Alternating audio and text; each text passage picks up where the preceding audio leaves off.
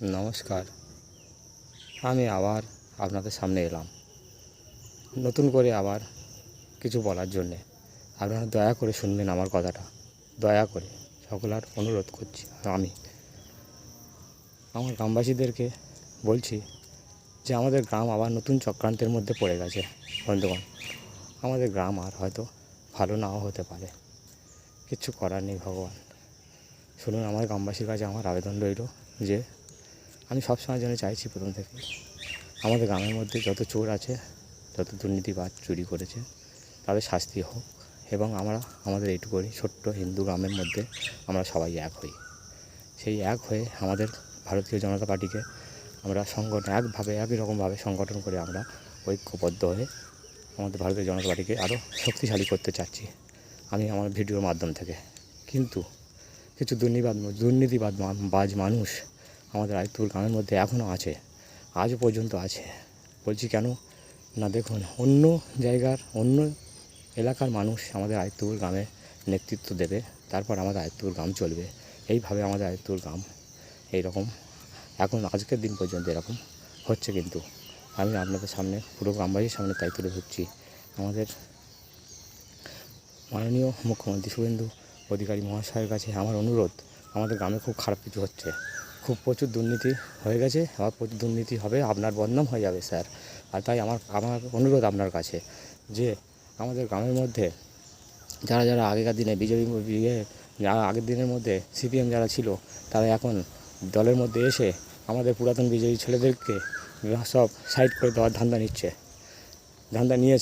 না, শুধু নিয়েছে। আর ওনারা দুর্নীতি করছে, যা আমাদের মাননীয় মুখ্যমন্ত্রী মহাশয় এবং আমাদের উপর মহলে যত মন্ত্রীগণ সব আছেন, ওনারা সাংবাদিক সম্মেলন করে প্রত্যেকটা গরিব মানুষদেরকে জানিয়ে দিচ্ছে কোন কোন প্রকল্প কোন দিনে কী ছাড়া হচ্ছে, সরকার থেকে কী কাজ করা হচ্ছে, সব কিছু সাংবাদিক সম্মেলন করে জানানো হচ্ছে। আর আমাদের এই গ্রামের মধ্যে এখনও কিছু নেতারা আছে যারা গোপন মিটিং করার ধান্দা নিচ্ছে, গোপন মিটিং করছে এরা আজ পর্যন্ত। তাই আমি আমার গ্রামবাসীদেরকে অনুরোধ করব, এরা গোপন মিটিং করা মানে মন্ত্রিত্বরা, আমাদের উপরের মন্ত্রীরা মহাশয়রা, ওনারা যদি না গোপন মিটিং করে, সব সাংবাদিক সম্মেলন করে প্রত্যেকটা মানুষকে জানিয়ে দিতে চাইছে, তাহলে আমাদের গ্রামের মানুষ কেন আমাদের আদিত্যপুরের বুধে স্কুল মাঠের মতো জায়গাতে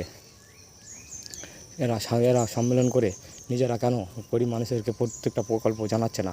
বা যে কোনো মিটিং হবে, ওখানে গরিব মানুষরা প্রত্যেকটা প্রকল্প জানবে, তারা কী প্রকল্প আসছে, কোথা থেকে কোথায় রাস্তা হচ্ছে, কত টাকা রাস্তার কাজ এসছে, সকলের জানার অধিকার আছে। সকলে যেহেতু আদিত্যপুর স্কুলের মধ্যে ভোটটা দিচ্ছে, 135 নম্বর বাই 62 নম্বর বুথ, এই বুথের মধ্যে সবাই যদি ভোট দিয়ে থাকে, বন্ধুগণ আমি বলছি, এই জায়গায় সবাই আমাদের আদিত্যপুর গ্রামবাসী মানুষরা সবাই এই বুথের মধ্যে ভোট দিচ্ছে, তাহলে ওনাদের সবাই জানার অধিকার আছে প্রত্যেকের, যে কোন প্রকল্প দিচ্ছে, কি রাস্তার কত টাকা আসছে না আসছে, এই সব জানার অধিকার সকলে আছে।